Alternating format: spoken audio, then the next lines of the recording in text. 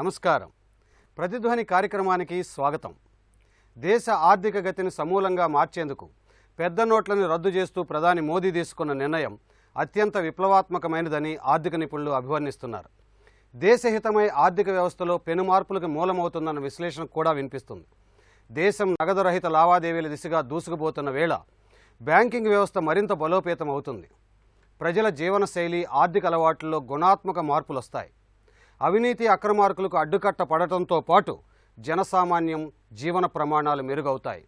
ఈ నేపథ్యంలో త్వరితగతిన చోటు చేసుకునే వివిధ ఆర్థిక సామాజిక పరిణామాలపై ప్రతిధ్వని చర్చను చేపట్టింది. చర్చలో పాల్గొంటున్న ప్రముఖులు సి. కుటుంబరావు గారు, ఏపీ ప్రణాళికా సంఘం ఉపాధ్యక్షులు, ఆర్థిక విశ్లేషకులు; ప్రొఫెసర్ బి. ఎర్రంరాజు గారు, ప్రముఖ ఆర్థికవేత్త; ఎం. సంజయ్ గారు, ఆర్బీఐ మాజీ general manager; Nitin K. Parekh గారు, Telangana state federation of chambers of commerce and trade ప్రతినిధి.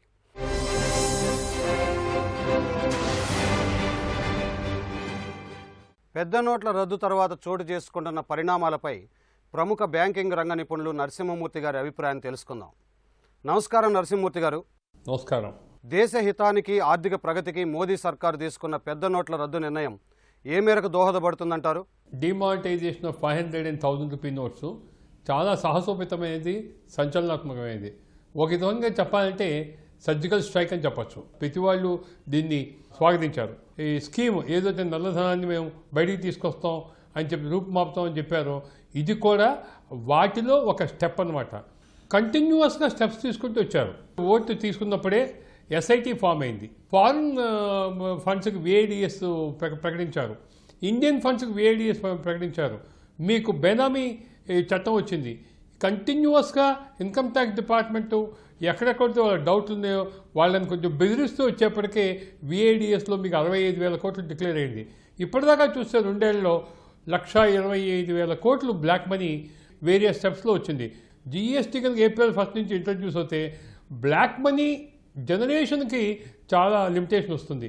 ఇప్పుడు చేసిన పని ఎలా ఉందంటే ఓవర్ నైట్ 8 గంటలకి 8:30కి, అంటే ఆ టైంకి మీకు బంగారం షాపులు క్లోజ్ అయిపోతాయి, బ్యాంకింగ్ ట్రాన్సాక్షన్స్ క్లోజ్ అవుతాయి, బ్యాంకులు ఆర్బీఐకి రిటర్న్ పంపించాలి, అది క్లోజ్ అవుతుంది. అన్నీ అయిపోయిన తర్వాత అనౌన్స్ చేశారు ఇవి అర్ధరాత్రి నుంచి 500, 1000 పనిచేయమని.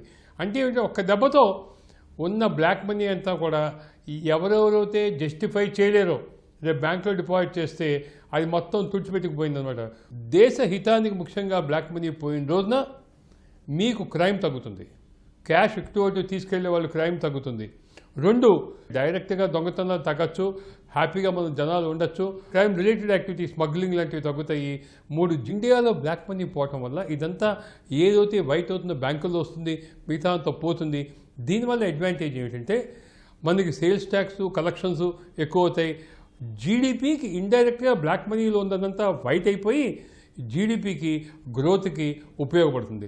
4, ముఖ్యంగా ఈ టెర్రరిస్ట్ యాక్టివిటీలు, ఫేక్ మనీ పోవటం వల్ల సమాంతర ఎకానమీ లేకుండా ఈ టెర్రరిజం, యాంటీ సోషల్ యాక్టివిటీస్కి కళ్యం పడుతుంది. నరసింహమూర్తి గారు, మీ అమూల్యమైన అభిప్రాయాలు ప్రతిధ్వనితో పంచుకున్నందుకు ధన్యవాదాలు. ధన్యవాదాలు. కుటుంబరావు గారు, మోదీ అన్నట్టుగానే దీపావళి తర్వాత నల్లధనం ఉన్న వారందరికీ చీకట్లు ఖాయమని చెప్పినట్టుగానే పెద్ద నోట్లను రద్దు చేస్తూ విప్లవాత్మకమైన నిర్ణయం తీసుకున్నారు. ఇటువంటి నిర్ణయం వెనుకున్న అంశాలు ఏంటి? దానివల్ల ప్రభావం ఏ విధంగా కనిపించనుంది? రీసెంట్ ఈవెంట్స్ చూస్తే మనం 2014 నుంచి కూడా అనమాట, ఎప్పుడైతే మోడీ గారి ప్రభుత్వం వచ్చిందో అప్పటి నుంచి ఫస్ట్ జన్ధన్ అని చెప్పేసి బ్యాంకింగ్ ఇంక్లూజన్ ఏదైతే ప్రోగ్రామ్ చేపట్టారో, ప్రతి పౌరుడికి ఒక బ్యాంక్ అకౌంట్ ఉండాలి, రూరల్లో ఉండండి, అర్బన్ ఉండండి అని చెప్పేసి అని చేశారు. అక్కడి నుంచి చూస్తే స్టెప్ బై స్టెప్ అనమాట. తర్వాత ఫారెన్ అసెట్స్ డిస్క్లోజర్ అవనండి, లేకపోతే ఇన్కమ్ డిక్లరేషన్ స్కీమ్ అవనండి, అన్నీ చూస్తే డెఫినెట్లీ నల్లధనాన్ని అరికట్టడానికి అగ్రెసివ్ స్టెప్స్ తీసుకుంటారని తెలిసిన విషయం. కాబట్టి ఏ విధంగా ఎట్లా చేస్తారనేది అనమాట ఇప్పుడు ఫస్ట్ మేజర్ సర్జికల్ స్ట్రైక్ లాగా ఏదైతే చేశారో అనమాట, ఇది డిమానిటైజేషన్ ఆఫ్ నోట్స్ అనేది అబ్జర్వ్ చేయాలి మనం. క్లియర్లీ ఇందులో పాయింట్ ఉంది. వేరే దేశాలతో కూడా కంపేర్ చేస్తే భారతదేశంలో one of the highest money in circulation compare to GDP ఉంది. దాదాపు 12% ఆఫ్ ది జీడిపి అనమాట సర్క్యులేషన్ ఇన్ మనీ ఉంది. అందులో మళ్ళీ మనం చూస్తే కనుక హౌస్ హోల్డ్ అసెట్స్ కానీ క్యాష్ ఆన్ హ్యాండ్ 3.2% చూస్తే దాదాపు 14 లక్షల కోట్లు. ఆ 14 లక్షల కోట్లు అనమాట దాదాపు 84 to 87% ఓన్లీ 500 రూపాయల నోట్లు, 1000 రూపాయల నోట్లు ఉన్నాయి. అంటే ఎంత huge amount of higher denominations in circulation ఉన్నాయో మనం అబ్జర్వ్ చేయొచ్చు. అయితే దీనివల్ల ఇంపాక్ట్ కూడా ఒకటి ఉంటుంది. ఒక్కసారి ఇట్లా డిమానిటైజ్ చేయటం వలన ఈ ధనవంత సిస్టంలోకి వస్తుందా, లేకపోతే ఒక విధంగా ఆవిరైపోతుందా, అంటే ఇక బయటికి తీసుకురావడానికి భయపడనమాట, సర్క్యులేషన్లో కూడా తీయకుండా అట్లానే ఉంచేసుకుంటారనేది. ఈ 2 పాయింట్స్లోనే ఈ స్కీమ్ సక్సెస్ అవుతుందా లేదా అనేది తేలిపోతుంది. ఎందుకంటే ఒకసారి ఈ డబ్బులు అనమాట ట్యాక్స్ మెన్ వస్తారు, ఇన్కమ్ ట్యాక్స్ వాళ్ళు వచ్చి మళ్ళీ ఇది చేస్తారు అని చెప్పేసి భయపడకుండా ఎంతో కొంత తీసుకొద్దాము అని సిస్టంలోకి తీసుకొచ్చారనుకోండి, ఎకానమీ బాగా బూస్ట్ వస్తుంది. తీసుకురాలేదనుకోండి ఒక చిన్న హికప్ వస్తుంది, ఎకానమీ స్లో డౌన్ అవడానికి కూడా మేజర్ ఛాన్స్ ఉంటుంది. ఎందుకంటే అట్లీస్ట్ 3 to 4 lakh crores ఈ విధంగా ఉంది, క్యాష్ హోల్డింగ్ ఉంది అనుకుంటున్నాం. ఎందుకంటే ఈ 14 లక్షల కోట్లు ఇందాక ఏదైతే సర్క్యులేషన్లో ఉందన్నామో అందులో మొత్తం అమౌంట్ ఓన్లీ క్యాష్లో లేదు, చాలా వరకు రియల్ ఎస్టేట్లో ఉంది, లేకపోతే బంగారంలో ఉంది, మిగతా అసెట్స్ క్లాసెస్లో కూడా ఉంది. కాబట్టి ఓన్లీ క్యాష్ వరకు చూస్తే కనుక 2-3 లక్షల కోట్లు ఏదైతే ఉందో అందులోనమాట ఎంత అమౌంట్ రేపు అంటే మనకి మార్చ్ 2017 కానీ మనకు తెలియదు, ఎందుకంటే అప్పటి వరకు వెసులుబాటు ఇచ్చారు. అయితే ఈ స్కీమ్ని ప్రధానంగా టైమింగ్ ఎందుకు చేశారని చాలామంది అడగచ్చు, దీపావళి తర్వాత అని కొందరు ఇట్లాని. బట్ నేను ఆలోచించింది ఏంటంటే ప్రధానమంత్రి గారు ఈ స్కీమ్ తీసుకురావటానికి ముందు జిఎస్టీ ఒక రోడ్ మ్యాప్ వచ్చిన తర్వాతే ఈ స్కీమ్ని రోల్అవుట్ చేశారని చెప్పేసి అని అనుకుంటున్నాను. ఎందుకంటే రేపు జిఎస్టీ తోటి ప్రధానంగా ట్యాక్సులు సరళీకరణ అయింది, ఇవేజన్ బాగా తగ్గబోతోంది. అక్కడ ఇవేజన్ తగ్గబోతా ట్యాక్స్ కట్టడంలోనమాట ఈ విధంగానమాట ఇవాళ డిమానిటైజ్ చేసి ఇవేజన్ ఇక్కడ కంట్రోల్ చేస్తే కనుక ఇండైరెక్ట్గా ఏదైతే ఇదివరకు సిస్టంలో లేని మనీ ఏదైతే ఉందో ఇవేజన్ ఏదైతే అరికడుతున్నారో దానివలన మేజర్గా ఎకానమీకి 1 to 2% బూస్ట్ రావచ్చు అని ఎగ్జాంప్షన్స్ కూడా ఆల్రెడీ క్యాలిక్యులేషన్స్ చేస్తున్నారు ఎకానమిస్ట్ అందరూ కూడా. ఆ బేసిస్ పైనే చేశారని చెప్పేసి అని అనుకుంటున్నాను. బట్ డెఫినెట్లీ ఒక డేరింగ్ మూవ్ అని చెప్పేసి అని అనాలి. ఎర్రరాజు గారు, జన్ధన్ ఖాతాల ఏర్పాటు నుంచి స్వచ్ఛంద ఆదాయ వెల్లడి పథకాలు, దాంతోపాటు జిఎస్టీ ఇలాంటి పన్నుల సరళీకరణలు కూడా చేసుకుంటూ వచ్చిన నేపథ్యంలోనే ఈ మార్పు అనేది చెప్తున్నారు. ఇటువంటి పెద్ద నోట్ల రద్దు మార్పు ఎటువంటి ప్రభావం చూపించే అవకాశం ఉందంట? ఆర్థిక సుస్థిరతకి, ఆర్థిక ప్రగతికి ఇది ఎక్కువ దోహదపడుతుంది. ఇప్పుడు ఏమిటంటే మనకి ప్యారలల్ ఎకానమీ ఇంచుమించుగా ఇది ఇటు అటుగా 50-50గా ఉన్నట్టుగా అందరూ చెప్పుకుంటున్నటువంటి తరుణంలో ఈ రకమైనటువంటి పరిణామం జరగడం వల్ల మనకి నికరంగా జీడిపి ఎంత ఉంది అన్నటువంటిది మనకి తేలుతుంది. రెండో విషయం ఏంటంటే ఏ పథకం అయితే ఇది వీళ్ళు రూపొందించారో దీనికి కారణం ఏంటి? 500 రూపాయల నోట్లు, 1000 రూపాయల నోట్లే 82% ఉన్నాయంటే దాన్ని ఉపయోగించేటువంటి జనాభా ఏ రకమైన జనాభా ఉన్నారో మీకు అర్థమైపోతుంది. అది పేదవారు ఉపయోగించేటువంటి కరెన్సీ కాదు. మీరు ఏకంగా ఏ దేశం తీసుకున్నా కానీ లోయర్ డినామినేషన్ కరెన్సీ కానీ లోయర్ డినామినేషన్ నాణ్యాలు కానీ ఎక్కువ చలామణిలో ఉంటున్నాయి. కానీ ఇక్కడ ఏమిటంటే అసలు చిన్న మనిషికి అందుబాటులో లేకుండా గత 5 సంవత్సరాల బట్టి మీకు ఏ బ్యాంకుకి వెళ్ళినా కానీ మీకు ఎక్స్చేంజ్ కావాలంటే 10 రూపాయల నోట్లు దొరకవు, 5 రూపాయల నోట్లు అసలు మృగ్యం, 1 రూపాయల నోట్లు అసలు కరెన్సీలో తీసేశారు. ఈ సందర్భంలో ఇది చాలా విప్లవాత్మకమైనటువంటి చర్య. దీనివల్ల మనకేమిటంటే సామాన్య మానవుడికి చాలా ఉపయోగమైనటువంటి వ్యవస్థ ఏర్పడుతుంది, ఆర్థిక వ్యవస్థ ఏర్పడుతుంది. ఇది ఒక రకంగా cleanup of the entire economy. Sanjay గారు, ఈ పెద్ద నోట్ల రద్దు వల్ల సామాన్యులు కొంచెం ఇబ్బందులకు గురవుతున్నట్టు తెలుస్తుంది. ముఖ్యంగా 500 రూపాయల లోపు ఉండే వస్తువులు కొనాలి అంటే 500 రూపాయలు చెల్లించాల్సిన పరిస్థితి మార్కెట్లో ఉందని టీవీ న్యూస్ ద్వారా అర్థమవుతుంది. ఇటువంటి పరిస్థితులపై ఎటువంటి అవగాహన ఉండాలంటారు? ఒక విప్లవాత్మకమైన స్టెప్ ఈ రద్దు చేయడం. ఇటువంటి స్టెప్స్ని ముందు నోటీస్ ఇచ్చి ముందు అందరికీ చెప్పి చేయడానికి వీలవదు. ఎప్పుడు చేసినా సరే సడన్గా చేయాల్సిందే. ఈ సడన్గా 8వ తారీఖు రాత్రి ప్రైమ్ మినిస్టర్ గారు అనౌన్స్ చేసేటప్పటికీ ప్రజలందరిలో ఒక విధమైన ఆందోళన భావం నెలకొంది. అయితే ఈ మెషర్స్ ముందు రిజర్వ్ బ్యాంకు, ప్రభుత్వం ఆలోచించి అన్ని రకాలైన స్టెప్స్ అన్నిటినీ కూడా తీసుకున్నారు. అయితే ఏమిటంటే ఇప్పటికీ కూడా సామాన్య ప్రజల్లో వాళ్ళు ఏం చేయొచ్చు అనే విషయం పూర్తిగా అవగాహన కలగలేదు. వారికి కొద్దిగా ఇన్కన్వీనియన్స్ ఉంది. ఎందువల్లంటే 2 రోజులు బ్యాంక్స్ మూసేశారు. బ్యాంక్స్ మూసేయడానికి ముఖ్య కారణం ఏమిటంటే ఈ కావలసిన నోట్లని, కావలసిన ఇన్ఫ్రాస్ట్రక్చర్ని అరేంజ్ చేసుకోవడానికి కొంత సమయం పడుతుంది. ఇప్పుడు వాళ్ళ నుంచి బ్యాంకులన్నీ ఓపెన్ చేశారు. ఎవరైనా సరే తమ దగ్గర ఉన్న హయ్యర్ డెనామినేషన్ నోట్స్ని, పెద్ద నోట్లని బ్యాంకులో ఇచ్చి వాటిని వాళ్ళ ఖాతాల్లో జమ చేసుకోవచ్చు. అది ఎన్ని నోట్లైనా జమ చేసుకోవచ్చు. అలాగే కొంతకాలం పాటు చిన్న నోట్లను తీసుకోవడానికి కొన్ని హద్దులు పెట్టారు. ఈ హద్దుల ప్రకారం ఎవరైనా సరే ఏ బ్యాంక్ బ్రాంచ్కి కానీ, ఏ పోస్ట్ ఆఫీస్కి కానీ వెళ్ళి మనకు కావలసినంత డబ్బులు తీసుకోవడానికి వీలుంది. అయితే ముందు రోజుల్లో మాత్రం ఒక 4,000 రూపాయల వరకు ఎక్స్చేంజ్ని లిమిట్ చేశారు. ఇది ముఖ్యంగా ఎందుకోసం అంటే నోట్ల లభ్యత ఇమీడియట్గా అన్ని చోట్ల లేదు. ఈ సప్లై చేయడానికి కూడా కొంత సమయం పడుతుంది. పారేఖ్ గారు, ఈ నోట్ల రద్దు విద్య, రవాణా, పర్యాటకం, సినిమా రంగం, రిటైల్ రంగం, ఈ రంగం ఆ రంగం అని లేకుండా అన్ని రంగాల మీద ఏదో ఒక రూపంలో ప్రభావం కనిపిస్తుంది. ఇలాంటి అలజడి వాతావరణంలోంచి ఒక స్థిరత్వము, ఒక పారదర్శకత్వం ఎంతకాలంలోపు ఏర్పడవచ్చు అంటారు? ఇప్పటిదాకా జరిగిన ఆర్థిక పాపాలని ప్రక్షాళన చేయడానికి తప్పకుండా ఉపయోగపడుతుంది. స్థిరాస్తి రంగం ఒకటి కానివ్వండి, విద్య కానివ్వండి, బులియన్లో కానివ్వండి, ఈ నల్లధనాన్ని విపరీతంగా దాచుకోవటం కానీ, దాంట్లో మరి లావాదేవీలు చేయటం కానీ ఇప్పటిదాకా జరుగుతూ వచ్చింది. అయితే ఇవాళ ఇలాంటి విప్లవాత్మక చర్య తీసుకోవటానికి ఏ పరిస్థితులు, విధి విధానాలు దోహదపడ్డాయో వాటిని మార్చకుండా కేవలం ఈ రద్దు చేయటం వలన జరిగే ఉపయోగం చాలా తక్కువ.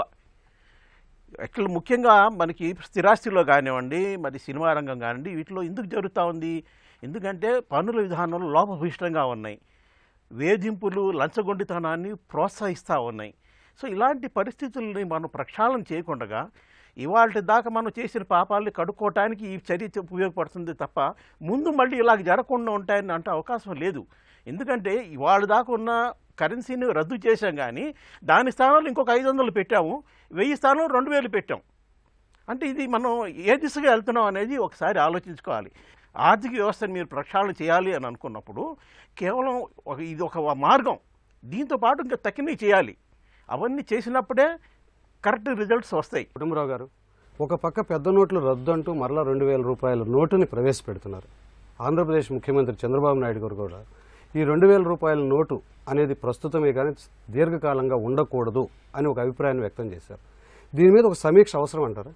ఖచ్చితంగా చేయాల్సి వస్తుందండి. కానీ కేంద్ర ప్రభుత్వం కూడా ఒక లాజికల్, ఒక సేన్ తోటి అనమాట ఆ డెసిషన్ తీసుకుంది 2,000 నోటు కూడా. ఎందుకంటే ఇందాక మీకు చెప్పినట్టు అనమాట జీడిపిలో 12% సర్క్యులేషన్ ఆఫ్ మనీ ఉన్నప్పుడు అనమాట మీరు ఓవర్ నైట్ అనమాట డిమానిటైజ్ చేసినప్పుడు దాదాపు ఇంత ఎక్కువ 1,000 రూపీ నోట్స్ కాంపోనెంట్ అనమాట మార్కెట్లో నుంచి తీసేసినప్పుడు సర్క్యులేషన్ డిస్రప్ట్ అవ్వకూడదు. డిస్ట్రిబ్యూటర్ ఒక మార్జిన్ తోటి కింద హోల్సేలర్కి ఇస్తాడు, హోల్సేలర్ ఒక మార్జిన్ తోటి, అంటే క్రెడిట్ పీరియడ్ మార్జిన్ తోటి ఈయన 4 రోజులు క్రెడిట్ ఇవ్వచ్చు, హోల్సేలర్ మళ్ళీ రీటైలర్కి 4 రోజులు క్రెడిట్ ఇవ్వచ్చు. ఆ రీటైలర్ అనమాట క్యాష్లో కలెక్ట్ చేసుకుంటాడు, బ్యాంకులో వేసి తర్వాత డబ్బులు ఇస్తాడు. ఈ క్యాష్ చైన్ అంతా ఏదైతే ఉందో ఇదంతా కూడా మీరు ఒక్కసారి హయ్యర్ నోటు డిమానిటైజ్ చేసి తీసేసిన తర్వాత ఇది చేయాలంటే షార్ట్ టర్మ్ లిక్విడిటీ క్రంచ్ వచ్చేసేది. ఆ లిక్విడిటీ క్రంచ్ ఏ విధంగా వచ్చేదంటే ఈ చైన్ అంతా కూడా ఎకానమీలో డిస్ట్రిబ్యూషన్ చైన్, ఈ లిక్విడిటీ చైన్ అంతా కూడా డిస్రప్ట్ అయిపోయేది. కాబట్టి ఇనిషియల్లీ సిస్టంలోనమాట ఇట్లా హికప్స్ రాకుండా, ఇట్లా అవాంతరాలు రాకుండా ఒక స్మూత్గా ట్రాన్సిషన్ అవ్వాలి, పాత నోట్లు తీసేసి కొత్త నోట్లకి ట్రాన్సిషన్ అవ్వాలి అనుకున్నప్పుడు అనమాట కాస్త హయ్యర్ నోట్స్ అవసరం ఉంటుంది. నేను రేపు 1000 రూపాయల నోట్లు ఆర్బీఐ ఇష్యూ చేసినా కూడా నేను సర్ప్రైజ్ కాను. ఎందుకంటే ఈ ట్రాన్సిషన్లోనమాట హయ్యర్ డినామినేషన్ నోట్ ఉండాలి. ఎందుకంటే వాళ్ళ ఎకానమీ సైజ్ కూడా పెరిగింది ఇదివరకటికి. కేంద్ర ఆర్థిక కార్యదర్శి ఈరోజు చెప్పారు 1000 రూపాయల నోటు కూడా విడుదల కాబోతుంది. ఎందుకంటే బట్ ఎప్పుడు వస్తుంది దీని సర్క్యులేషన్ లిమిటెడ్లో పెట్టడం. లైక్ ఏంటంటే ఇదివరకట్లాగా ఏదైతే 45% వరకు 500 రూపాయల నోట్లు, 39% వరకు 1000 రూపాయల నోట్లు సర్క్యులేషన్లోకి వెళ్లకుండా దాన్ని లిమిట్లో పెట్టడం. లిమిట్లో పెట్టాలంటే ఏ విధంగా పెట్టగలరు మీరు? చెక్స్ అండ్ బ్యాలెన్సెస్ ఏ విధంగా పెట్టగలరు? డెఫినెట్లీ ఓన్లీ ఒక ఫియర్ క్రియేట్ చేయటం. ఆ ఫియర్ ఏ విధంగా క్రియేట్ చేస్తారు? మీ నల్లధనాన్ని ఇవాళ మీరు తీసుకొచ్చి డిస్క్లోజ్ చేసి ట్యాక్సులు కడితే వెల్ అండ్ గుడ్, ట్యాక్స్ కట్టకుండా ఉంటే మురిగిపోనియండి, ఇక నుంచైనా రైట్ రాయల్గా వైట్ మనీలో సంపాదించి ఎంత పెట్టుకున్నా పర్లేదు అని అంటేనే చెక్స్ అండ్ బ్యాలెన్సెస్ వస్తాయి. దానికి ఏం కావాలి? ఐటీ సిస్టమ్ అవనండి, సర్వేలెన్స్ సిస్టమ్ అవనండి, ఓవరాల్గా ట్రాన్సాక్షన్ ట్రాకింగ్ సిస్టమ్ అవనండి, ఇవన్నీ కూడా చాలా చాలా టైటన్ అప్ చేయాలి. యరమరాజు గారు, ఇవాళ భారతదేశం ఎదుర్కొంటున్న అనేక ఆర్థిక రుగ్మతలకి అర్ధక్రాంతి అనేది ఒక సంజీవనలాగా భావిస్తున్నారు. అసలు దాని యొక్క ఆవశ్యకత ఏంటి? నగదేతరంగా అంటే నెట్ బ్యాంకింగ్ కానివ్వండి, డిజిటల్ బ్యాంకింగ్ కానివ్వండి, మొబైల్ బ్యాంకింగ్ కానివ్వండి, ఇవన్నిట్లోనూ ఛానల్స్లో కానీ ఎక్కువ కానీ వెళ్ళిన పక్షంలో మనీ అంతా అకౌంట్ ఫర్ అవుతుంది. ఎప్పుడైతే మనీ అంతా అకౌంట్ ఫర్ అయిందో, సర్క్యులేషన్లో ఉన్న మనీ అంతా అకౌంట్ ఫర్ అయిందో, మానిటరీ పాలసీ కూడా ఒక సుస్థిరమైనటువంటి మార్గంలో వెళ్ళడానికి అవకాశం ఉంటుంది. దానివల్ల ఎకానమీ బూస్ట్ రావడానికి అవకాశం ఉంది. అర్ధక్రాంతిలో ఆయన చెప్పింది ఏమిటంటే 2000 రూపాయలకి మించి ఉన్నటువంటి ట్రాన్సాక్షన్స్ అన్నీ కూడా మీకు అకౌంట్ ద్వారానే వెళ్ళాలి అని. అంటే మీరు ఇది check or net banking or digital banking or mobile banking, wallet banking, ఇప్పుడు ఎన్ని రకాలైనటువంటి బ్యాంకింగ్లు వచ్చేసాయి. ఇప్పుడు విలేజ్లో వాళ్ళు మొబైల్ బ్యాంకింగ్ వాళ్ళు బాగా తెలుసు, ఎందుకంటే వాళ్ళ ఆధార్ పేమెంట్లన్నీ కూడా అందులో వస్తున్నాయి. ఎంఎన్ఆర్ఈజీ వేజెస్ కూడా మీకు మొబైల్ బ్యాంకింగ్లో వస్తున్నాయి. హైయెస్ట్ ఆఫ్రికా అనుకుంటే ఆఫ్రికాలో Nigeria is the highest mobile banking ప్రపంచంలో. మనం ఇప్పుడు దానికి మించిపోయి వెళ్ళేటువంటి అవకాశం ఎక్కువ కనిపిస్తోంది. ఎందుకంటే with in the next 6 months ఏ రూపకంగా మనం మార్పు చెందుతుంది అన్నటువంటి చూస్తే digital banking is going to rule. అయితే ఒకటే భయం ఏమిటంటే సైబర్ రిస్క్ చాలా ఎక్కువ అవుతున్నాయి. ఈ సైబర్ రిస్క్ మేనేజ్మెంట్ అన్నటువంటిది టాప్ మోస్ట్ అటెన్షన్ కావాలి రిజర్వ్ బ్యాంక్ ఆఫ్ ఇండియా కానీ బ్యాంక్స్కి కానీ. దీనికి ఎప్పటికప్పుడు పర్యవేక్షించుకుని దాన్ని సరి అయినటువంటివి చర్యలు సక్రమ మార్గంలో తీసుకురావడానికి చర్యలు కూడా వాళ్ళు తీసుకునేటువంటి వ్యవస్థ ఒకటి రావాలి. పెనాల్టీస్ అనేటువంటివి ఎప్పుడైతే మిస్టేక్స్ జరిగాయో, జెన్యున్ మిస్టేక్స్కి తర్వాత ఫ్రాడ్స్కి రెండిటికి కూడా తేడా తొందరగా చూసుకుని దానికి సరైనటువంటి పరిష్కారం వాళ్ళు ఆలోచించుకునే పద్ధతులు వాళ్ళు ఉండాలి. ఇవన్నీ జరిగినప్పుడు మనకి ఈ మార్పు ఏదైతే తీసుకొచ్చారో ఇది చాలా సుస్థిరత సాధించేటువంటి మార్గంలో వెళ్తుంది. సంజయ్ గారు, ఈ పెద్ద నోట్ల రద్దు తదనంతర పరిణామాలన్నీ చూస్తే భారతదేశం త్వరలోనే వీలైనంత ఎక్కువగా నగదు రహిత లావాదేవీల వైపు పయనించే అవకాశం కనిపిస్తుంది. దీనివల్ల ఎటువంటి ప్రయోజనాలు చేకూర్చండి? అన్ని ట్రాన్సాక్షన్స్ అకౌంట్ అవుతాయి. ప్రభుత్వానికి చెల్లించవలసిన పన్నులన్నీ కూడా సక్రమంగా వస్తాయి.